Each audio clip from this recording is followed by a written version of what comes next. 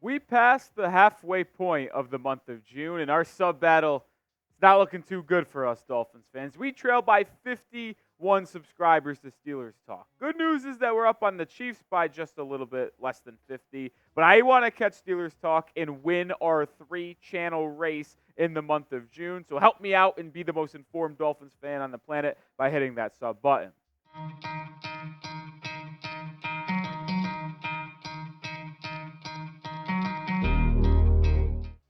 Fun show on tap for everyone today here at Dolphins Today by Chat Sports. I am your host, Nic Rohloff. We'll start with Tua Tagovailoa and the latest surrounding his contract extension rumors, because we did get a little bit of an update over the weekend from ESPN's Jeremy Fowler. And we'll also touch on the rookie who the Dolphins selected at pick number 21, Chop Robinson. How is he progressing in the offseason? First impressions, as he did sign his rookie contract to make it official with Miami last week.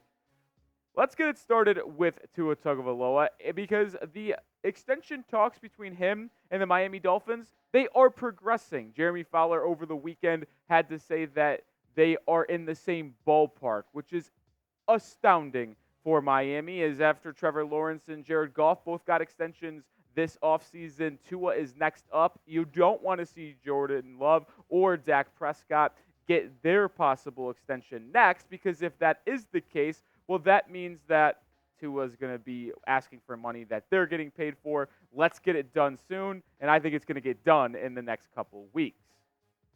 This is what Jeremy Fowler had to say about the Tua Tagovailoa potential extension, by the way, with ESPN. He said the Dolphins are committed to doing a long-term deal. They've made that clear both publicly and privately. Not a ton of progress yet, but I believe that they're at least in the ballpark, and this could perk up this summer.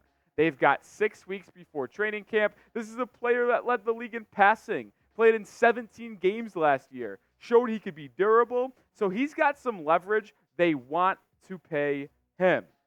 And you heard me kind of mention before I read off the full quote from Jeremy Fowler, I am willing to bet it's get done in the next 2 weeks. He mentioned 6 weeks until training camp, and that feels like a soft deadline. I'm not going to say they can't get it done during training camp, but we know that it should be done prior to that, because you don't want to deal with him potentially holding in, holding out. Don't want to deal with that nonsense. You can create a different conversation if he even has the leverage to do a holdout or hold in, but I want to get this done because he's been very good over the past 2 seasons under Mike McDaniel. I know he had some injury history, but he was durable last year. Played in all 17 games. Played the postseason game. Kind of got to get him paid here, because as these other quarterback extensions keep on coming in, you're only raising the price of Tua Tagovailoa for yourself right now.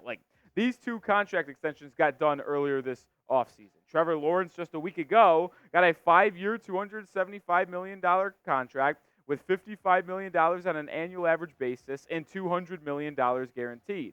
Jared Goff got 4 for $212, which comes up to $53 million in annual average salary, but he got $170 million in guaranteed. So when you look at these 2 deals, that's kind of where the Tua Tagovailoa numbers start to come into play. If we're going to be honest here, I low-key think Tua gets more than both in some capacity. He's going to get to me more than Jared Goff in almost every single part. That is a no-brainer in my opinion, because Tua's been better. He's also younger and ascending at this point. Jared Goff, I don't know if he can get any better than he currently is. The interesting thing with Trevor Lawrence is, well, he had a really good year in his second season, kind of struggled in year 3, but he has the arm talent, and he's shown that. It's just a question is if he's going to get back to his second-year form, because he was a little bit down in year 3. But I do think Tua gets more than both. I'll have my contract extension projection in a second and why I think he gets more. But let me know what you guys think. Does Tua deserve more money than Lawrence and Goff? Type Y for yes, type N for no. I know we've compared these quarterbacks a lot over the past 2 or 3 weeks, but it is the baseline for a Tua deal. Let's start with Trevor Lawrence here, because we've shown this graphic before, but this kind of just is the epitome of why I think Tua is going to get the same, if not more than Trevor Lawrence. And sure, you can mention the eye test, but Tua playing in 3 less games than Trevor Lawrence, going for more yards, more touchdowns, better QB rating, and the same amount of interceptions. That's the only thing that T-Law has over Tua, is that he's thrown less interceptions per game than Tagovailoa. But the raw numbers just check the box for Tua, and I get it. Is he got more arm talent than Trevor Lawrence? No. Is he more mobile than Trevor Lawrence? No. But you've seen him be a perfect fit in this Mike McDaniel offense. And in year 3, I only expect this to get better for Tua, because that third year is usually when you take the leap. You have all the verbiage down. You have the cadences. It's time to get going. Year 1, you learn. Year 2, all right, I feel a little bit more comfortable. Year 3, you're basically Mike McDaniel out there. You know what play should be called. You know what everybody should be doing, where they need to be lined up. And that's why I expect Tua to take another step forward this year, especially in his leadership ability. But I also expect this offense to take a step forward, which is crazy to say considering it was a top 3 offense in all football last season.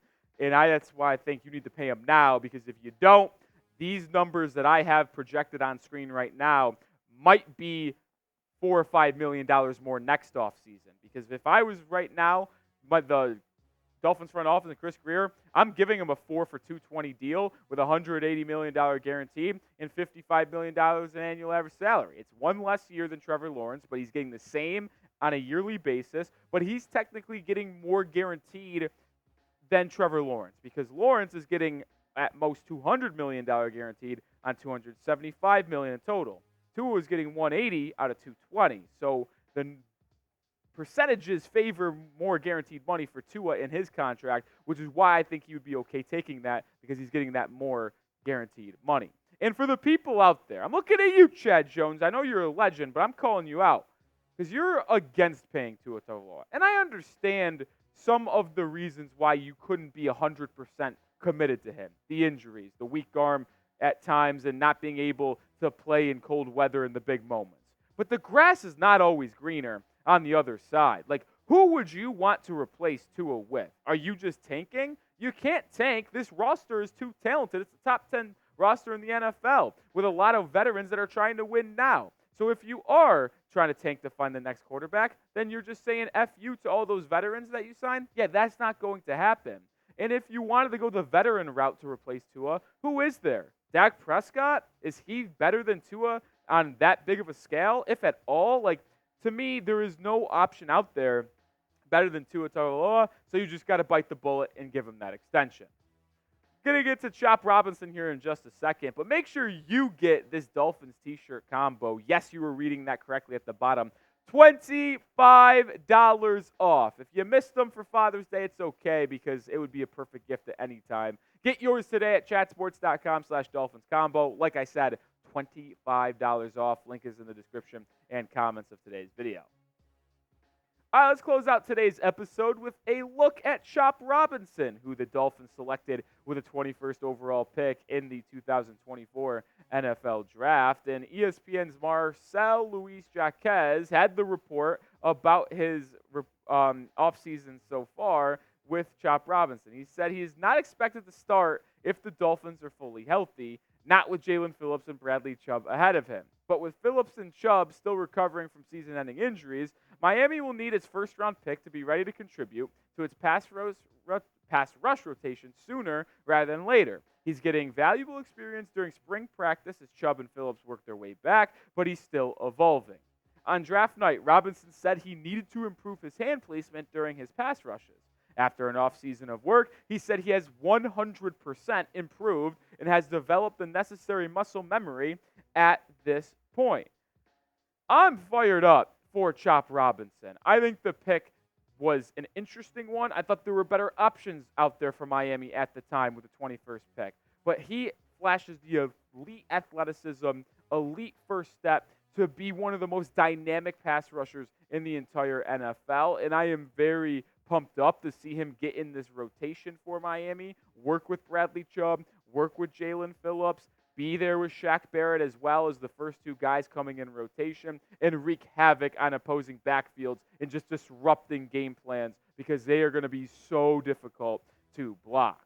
Are you with me? Are you excited for Chop Robinson? If you are, spam those 44s, Chop's jersey, where Blake Ferguson changed his number so the rookie can wear his that he did at Penn State.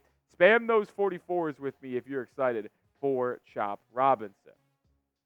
And you can go back, and I'm showing you how excited I am for him now. And I know you can try to find some of those videos out there from draft night and the nights after about how skeptical I was of the pick of Robinson because he wasn't very productive at Penn State this past year. I mean, he just wasn't. Like, call a spade. Like, I'm not lying to you here. Only had 4 sacks in 10 games. For someone to get drafted in the first round, you'd expect that number to be much higher. He only had 15 tackles in total, 7.5 of them coming for TFLs. Like, it's not the most productive guy at college. He's a traits guy and a upside pick. And you saw that at the combine with his RAS score. I know this came out a long time ago, but I want to revisit it because look at all of that green with the 40-yard dash, the vertical, and the shuttle. He is quick. He can move and explode off the ball. And the number that is the most intriguing to me is the vertical and broad jump and 10-yard split because it showcases how he can quickly get off the line of scrimmage with a good lower half and just beat some of these left tackles and right tackles with speed moves. That's the number one thing I'm excited to watch Chop Robinson do. You see it, first step is elite. He is one of the quickest edge rushers in this past draft class. It's why he was a first-round pick. It's why Chris Grier fell in love with him. And you get that in rotation with Shaq Barrett, Bradley Chubb, Jalen Phillips. You are just going to create a dynamic pass rush that no opposition wants to see. And all the reports out of camp is how quick he is off the ball. I'm excited to see it in action for Miami this upcoming season. And it's going to just create that Tusami defense that we've heard so much about from Anthony Weaver, Mike McDaniel. And I truly believe the Dolphins are going to have a top 5 pass rush in the NFL without a doubt. Even with Bradley Chubb and Jalen Phillips working their way back from injury, yes, it's not a guarantee that they're ready for the week 1 or week 2, but they are going to be able to stay fresh during the entire season due to the fact of having so many guys. Chubb, Phillips, Barrett, Mohamed Kamara. Like, they're just going to be able to work in throughout the games, which means when it's fourth quarter, when it's closing time, Miami's going to have the freshest legs, and they're going to be able to beat up on the opposite offensive lines. I'm pumped up for this pass rush. I expect the Dolphins to close games strong this year on defense due to that array of pass rushers. All right, that's going to do it for today's video. Make sure you are subscribed to the channel because we have videos every single day. We're also going to be live on Tuesday afternoon breaking down everything surrounding the Miami Dolphins. So join us then. I'm Nic Rohloff. See you with a video tomorrow. Go Fins.